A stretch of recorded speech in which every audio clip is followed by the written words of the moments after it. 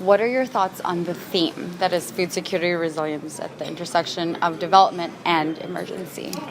So, resilience has been something that I've been personally very passionate about.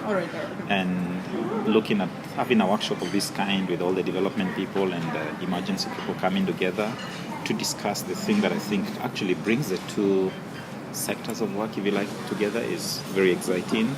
That have spent the last 2 days and the remaining day talking about how those things come together and really steering that focus on resilience, I think is a great thing.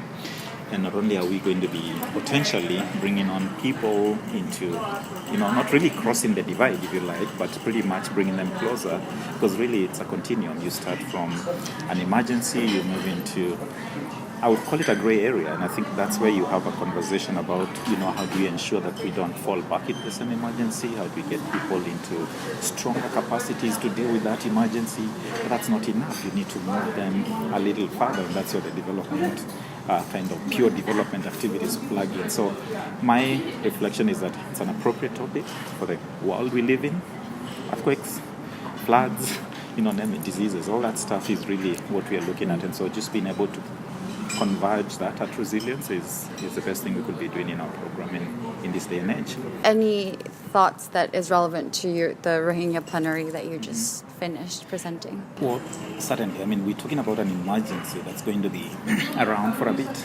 Okay, we don't know how long. And so until we move people and start intervening in a manner that takes away the kind of emergency, I'd say it's like running in a race, right? You've been running and you're tired. At some point, your heart comes back to normal. Mm-hmm. So if your life is treated as if you're on the track running, like you're just being infused with glucose, then you stop living.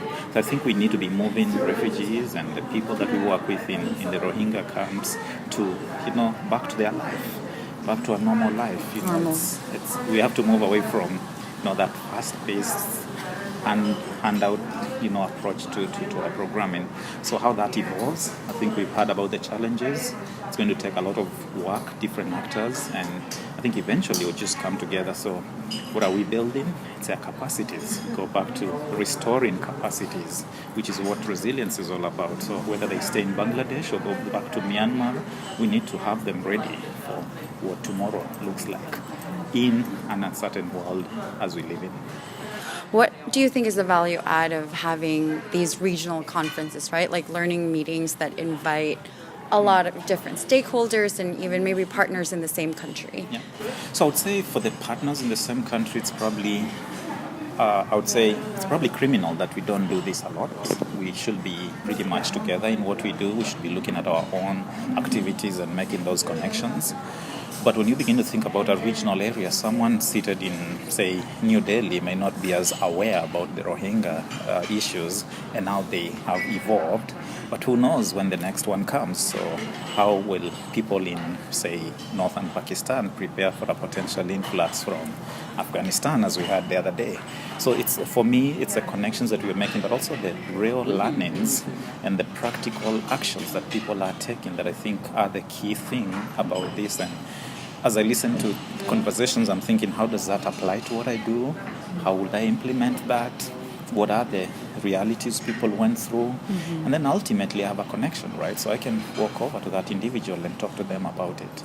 So it's awareness, it's a knowledge, but also that resource that every other participant or the whole system becomes for each other as we do our work.